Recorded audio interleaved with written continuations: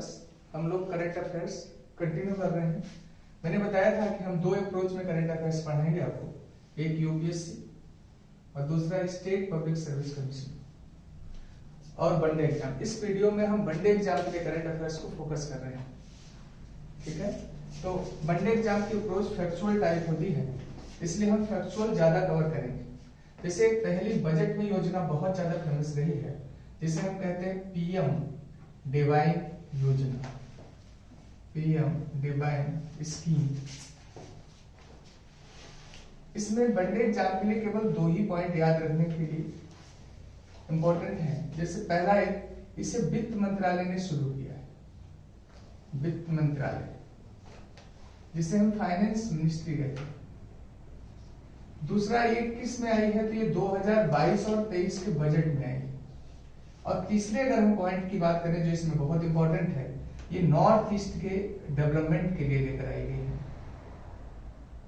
तो पहली important news हमारी ये है आज की।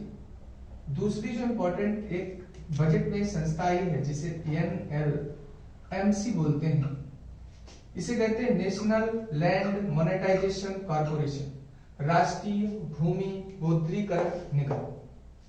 जो NLMC है इसके बारे में बहुत सी चीजें इंपॉर्टेंट है जो आपको जाननी है। पहला तो इसका उद्देश्य क्या है। अगर हम उद्देश्य की बात बताएं तो जो सार्वजनिक कंपनियां हैं, सार्वजनिक कंपनियां मींस PSU,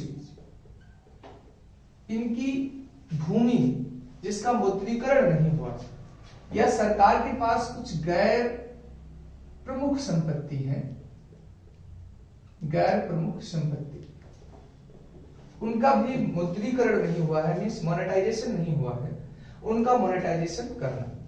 इसका टाइम पीरियड की अगर हम बात करें तो ये कितने टाइम से कितने टाइम तक चलना है, तो 2021-22 से इसका टाइम पीरियड 2024-25 है।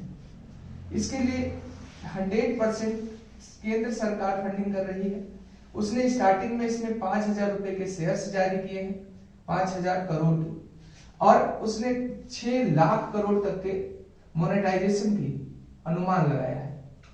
तो सबसे ज्यादा इंपॉर्टेंट इसका एक टाइम है, और दूसरा समझना है कि सार्वजनिक क्षेत्र की कौन सी कंपनियां, उसने लिखा है उसने कि 5 प्रमुख कंपनियां रहेंगी। उन 5 प्रमुख कंपनियों के कौन से क्षेत्र, जैसे पहला उसने कहा कि तेल का क्षेत्र, बिजली का क्षेत्र, सड़क का क्षेत्र, गैस का क्षेत्र, इस तरीके के एरिया जो हैं वो NLMC में उनका विमुद्रीकरण किया जाएगा या विमुद्रीकरण किया जाएगा, मोनेटाइजेशन किया जाएगा।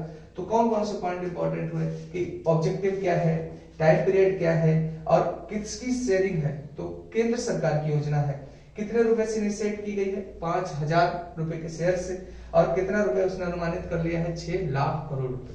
तो ये दो न्यूज जो है वो बहुत इंपॉर्टेंट है इसमें। उसके बाद एक दो इंडेक्स बहुत ज्यादा चर्चा में चल रहे हैं इस समय। एक इंडेक्स जो है जम्मू कश्मीर को लेकर बहुत ज्यादा है। भारत का पहला जिला सुशासन सूचकांक, सुशासन सूचकांक। क्वेश्चन वनडे एग्जाम के अकॉर्डिंग 2-3 ही बनेंगे कि ये किसके लिए जारी किया गया है, तो जम्मू कश्मीर के लिए जारी किया गया है। दूसरा ये किसने जारी किया है, तो जम्मू कश्मीर की गवर्नमेंट और लोक शिकायत विभाग तथा प्रशासनिक सुधार मंत्रालय। तो हम यहां ऐसे लिखते हैं केवल कि प्रशासनिक सुधार और लोक शिकायत विभाग, इन दोनों इसे इंप्लीमेंट किया है। तीसरी जो है इसे कितने जिलों के लिए जारी किया है, तो 20 जिलों के लिए जारी किया है, 20 जिला या 20 डिस्ट्रिक्ट्स के लिए। उसमें टॉप किसने किया है, तो जम्मू ने इसमें सुशासन में टॉप किया है। दूसरे नंबर पर कौन सा रहा है, तो डोंडा दूसरे नंबर पर रहा है, और तीसरे नंबर पर अगर हम बात करें तो सांबा रहा है। ये न्यूज बहुत इंपॉर्टेंट है क्योंकि भारत में कभी भी किसी भी राज्य के लिए सुशासन सूचकांक जारी नहीं किया गया, इसलिए पहला केंद्र शासित प्रदेश है जिसके लिए सुशासन सूचकांक जारी किया गया, उसका नाम क्या है, जम्मू कश्मीर। और किसने जारी किया, जम्मू कश्मीर की सरकार तथा प्रशासनिक सुधार और लोक शिकायत विभाग ने जारी किया।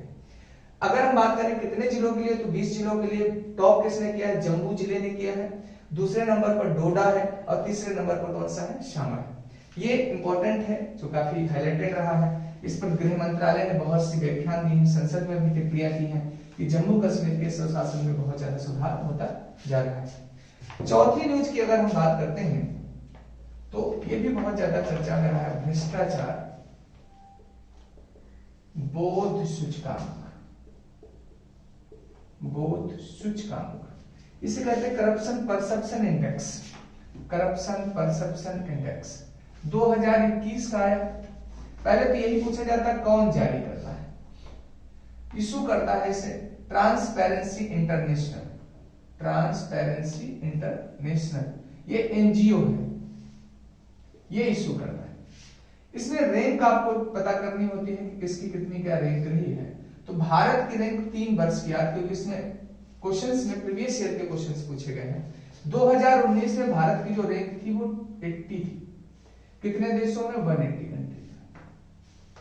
2020 की अगर हम बात करें तो भारत की रैंक 86 थी 180 कंट्री में।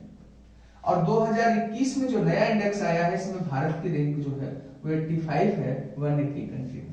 तो स्टेटमेंट वाइज जब क्वेश्चन बनता है तो कहेंगे पूर्व वर्ष से सुधार हुआ है, पूर्व वर्ष से सुधार हुआ है, लेकिन उससे पहले से काफी प्रॉब्लम्स भी आई हैं। ठीक, तो भ्रष्टाचार सूचकांक में हमें भारत की रैंक याद रखना है और किसने जारी किया, यही कितना ही वनडे एग्जाम में वो किया जाएगा। यूपीएससी प्रोस्पेक्ट से थोड़ा और अलग हो जाएगा। एक पांचवी न्यूज जो है वो बहुत ज्यादा चर्चा में है, हैंडले पासपोर्ट इंडेक्स को लेकर। हैंडले पासपोर्ट इंडेक्स, अब इसकी अगर हम बात करते हैं 2022 तो इसे कौन जारी करता है? हैंडले एंड पार्टनर्स एनजीओ ये भी है। तो जारी करने की जब हम बात करते हैं तो हैंडले उसी के नाम इंक्लूड है इसमें, and partners, handle and partners जारी करता है। पूछा जाए किसकी, तो सबसे टॉप पर जो स्टेट रहे हैं वो 2 रहे हैं। इसमें अगर हम बात करें जापान और सिंगापुर, थोड़ा सोच कर देखें, जापान और सिंगापुर ने टॉप तो किया है। इन देशों के पास अगर किसी का पासपोर्ट है तो वो 192 कंट्रीज में विदाउट वीजा मूव कर सकता है, तो बहुत बड़ी बात है। 206 कंट्री करीब हमारे पूरे दुनिया में मानी जाती हैं और उसमें इन्हें वीजा भी लेने की आवश्यकता नहीं पड़ेगी। कितने में? 192 देशों में। हैंडले की अगर इंडिया की हम बात करते हैं तो भारत की रैंक जो है वो 83 रही है। अब भारत केवल 60 देशों में ही मूव ऑन कर सकता है विदाउट वीजा। तो भारत की रैंक कोई बहुत अच्छी नहीं है और बहुत खराब भी नहीं है। तो हैंडले पासपोर्ट इंडेक्स में तो केवल इतनी याद रखना है कि हैंडले और पार्टनर्स एक एनजीओ है जो जारी करता है। टॉप जापान और सिंगापुर ने एक साथ मिलकर किया है और भारत की रैंक जो है वो कैसी है? 83वीं रैंक है। तो इतनी बातें समझ में। तो मैंने 5 न्यूज जो है वो थोड़ी अप्रोचेबल ऐसे डिस्कस की हैं। उसके अलावा बहुत से वन लाइनर न्यूज चर्चा में चला करती हैं, उन पर हम बात करते हैं। चलिए, अच्छा एक न्यूज और हम डिटेल में बताते हैं आपको। एक बहुत ज्यादा चर्चा में रहा स्थगन प्रस्ताव, जिसे हम कहते हैं एडजर्नमेंट मोशन। स्थगन प्रस्ताव क्या, इसके बारे में पेपर के हिसाब से कुछ बातें आपको पता होनी चाहिए। जैसे पहले चर्चा में क्यों है ये, इस समय अगर हम कहें तो चर्चा में क्यों है? क्योंकि बजट सत्र में इसे प्रस्तुत किया गया, लाया गया। दूसरा ये पूछा जा सकता है कि क्यों बेरोजगारी के मुद्दे पर लाया गया।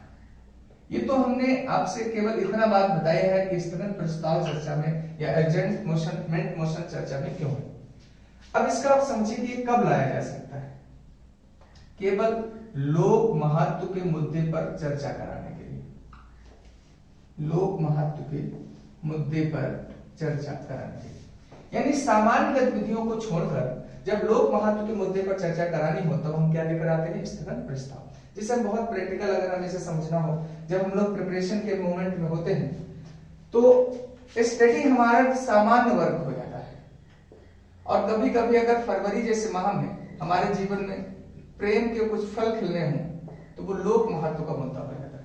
और हम उस दौरान करते क्या है कि अगर कॉल आ जाए तो हम तुरंत लोक महत्व के मुद्दे को प्रेफर करते हैं और सामान्य गतिविधियों को क्या कर देते हैं? रोक देते हैं। तो कारण पता होना चाहिए। और देखिए, इसकी तीसरे एस्पेक्ट को अगर समझना है आपको, इसमें हमेशा बिंदु निश्चित होता है। अगर आपको पता है फरवरी माह में 7 से 14 के बीच फोन आए, कोई नया फोन आए, तो हमें पता होता है कि किन बिंदुओं पर चर्चा होनी है। तो स्थगन प्रस्ताव में भी सेम है, निश्चित होता है मुद्दा इसमें कि किन बिंदुओं पर क्या होना है, बात होनी है। तो ये भी बात आप समझ लें, बहुत अच्छी अच्छी इसमें बातें हैं। इसे तभी लाया जा सकता है जब ये बात क्लियर हो इसके लिए दोषी सरकार डायरेक्टली है या इनडायरेक्टली है। जैसे बेरोजगारी का जो इशू है, इसे तभी स्वीकार किया जाएगा जब ये फिक्स हो जाए इसके लिए सरकार ही डायरेक्ट या इनडायरेक्ट क्या दोषी है। तो हम लोग उसे पूरा उसी से कनेक्ट कर सकते हैं कि हमें पता होता है कि या तो ये डायरेक्ट अप्रोच करेंगे या तो इनडायरेक्ट अप्रोच करेंगे। तभी हम सबसे एक पावर बहुत ज्यादा, इसे क्यों ज्यादा इतना चर्चा में होता है, अगर इसे सदन में स्वीकार कर दिया लोक महत्व के मुद्दे पर चर्चा के लिए, तो जो वहां का पीठासीन अधिकारी होता है, पीठासीन आप जानते हैं सिटिंग जो प्रेसिडेंट होता है, जैसे लोकसभा में जाएंगे तो लोकसभा स्पीकर होगा और राज्यसभा में जाएंगे तो सभापति होगा। तो हम अगर उसकी बात करें तो ये बैठक को स्थगित नहीं कर सकता। स्थगित ना करना मतलब एडजर्न नहीं कर सकता, रोक नहीं सकता। जब बहस चलेगी तो फिर बहस निरंतर क्या होती नहीं, चलती रही। स्थगित करने की जो पावर होती है वो सिटिंग प्रेसिडेंट की समाप्त कर देती है। बात क्लियर? तो स्थगन प्रस्ताव बहुत ज्यादा चर्चा में है, हालांकि पॉलिटिकल टर्म्स को हम काफी डिटेल में लेंगे। अभी आपको ये समझ लें, बजट सत्र में बेरोजगारी की इश्यूज को लेकर एडजर्नमेंट मोशन लाया गया है। और कब लाया जा सकता है? केवल पब्लिक इंपॉर्टेंट जब बहुत ज्यादा इशू हो तभी लाया जा सकता है। सभी बिंदु निश्चित होने चाहिए। और अगली बात ये समझना, उसके लिए सरकार ही डायरेक्ट या इनडायरेक्टली क्या जिम्मेदार हो। बहुत मेजर क्वेश्चन ये है, उसमें जो सिटिंग प्रेसिडेंट होता है, पीठासीन अधिकारी होता है, उसकी पावर्स वहां पर स्थगित करने की या एडजर्नमेंट करने की नहीं रह जाती। बात क्लियर? अब अगर हम बात छोटी छोटी न्यूज की करते हैं जो बहुत ज्यादा इंपॉर्टेंट भी है और अक्सर वनडे एग्जाम में उन्हें देखते हैं, पीसीएस में भी मिलते हैं। जैसे एक तेलीनीपुरम अंतरराष्ट्रीय पक्षी अभ्यारण्य है। केवल इतना पूछा जाएगा, बड़ा न्यूज में है कि ये कहां है, तो हम इसका उत्तर देते हैं ये आंध्र प्रदेश में। कहां है? आंध्र प्रदेश में। ये हम कह सकते हैं। ये 7वीं न्यूज है हमारी आज की। 8वीं न्यूज की अगर हम बात करें, एक व्यक्तित्व बहुत ज्यादा चर्चा में है, प्रभा अत्रे, जिन्हें पद्म विभूषण मिला है। पद्म विभूषण मिला है। और पूछा जा सकता है किस क्षेत्र से है, तो ये संगीत से है।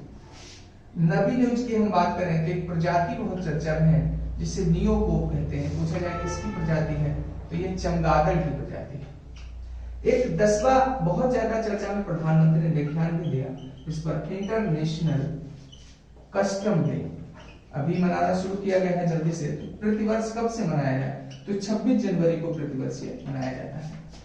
अगर और वन लाइनर हम न्यूज की बात करते हैं, जैसे अगली न्यूज अगर हम देखें इसमें, ये समझ आया आपको, तेलानीपुरम क्या है, पक्षी अभ्यारण्य, प्रभात त्रे भी समझ आए, नियोकोप भी समझ आए, इंटरनेशनल भी समझ आए। एक मिला है जो सर कटे घोड़े के, कैसा घोड़ा है? सर कटा, इसके पास एक मानव का कंकाल मिला है। पूछा जाता है ये कहां मिला, ऐसे न्यूज पूछे जाता है, तो ये जर्मनी में मिला है। कहां मिला? जर्मनी। 12वीं न्यूज की अगर हम बात करते हैं तो हमारे बजट में ये प्रौद्योगिकी पार्क लगाने की बात की गई है, आईटी सेक्टर से रिलेटेड। यही पता होगा टेक्नोलॉजी होता है, प्रौद्योगिकी इंग्लिश में कहते हैं। टेक्नोलॉजी पार्क जो लगाया जा रहा है वो कहां लगाया जा रहा है? मेघालय में लगाया जा रहा है। अगर हमसे ये पूछा जाए कि ऊर्जा क्षेत्र में सहयोग के लिए ईयू के साथ किसने एग्रीमेंट किया है, तो अमेरिका ने किया है। इस तरीके की बहुत वन लाइनर न्यूज है जो इंपॉर्टेंट है। आज की क्लास में हम लोग इतना ही रखते हैं, ठीक है, और फिर कल हम आगे और इस सेशन को कंटिन्यू करेंगे। एक इंफॉर्मेशन और देना चाहते हैं, आज से हम पॉलिटी की 2-3 क्लासेस कंटिन्यूस कॉन्सेप्चुअल अपलोड करेंगे जो आपको डेली मिलेंगी। उन्हें अगर आप देखेंगे तो उससे आपको पॉलिटी की बहुत अच्छी समझ होगी धीरे धीरे। जैसे मैंने एक क्लास डाली थी इंट्रोडक्शन में, संविधान और संविधानवाद की आधारभूत समझ। दूसरी क्लास जो हम लेकर आ रहे हैं वो राज व्यवस्था और राजनीति में क्या अंतर है, और उसके बाद कुछ अन्य शब्द जैसे बहुमत क्या होता है, विधेयक क्या होता है, और यह संसद के जितने भी शब्द हैं या अनुच्छेदों में ऐसे शब्द जो बहुत डिफिकल्ट होते हैं, उन्हें समझाने के बाद हम सब्जेक्ट को बहुत स्टार्टिंग से बेसिक से स्टार्ट करेंगे। अगर आप उससे करेंगे तो आपको पूरी बेसिक समझ होगी पॉलिटी की, ठीक है। Thank you.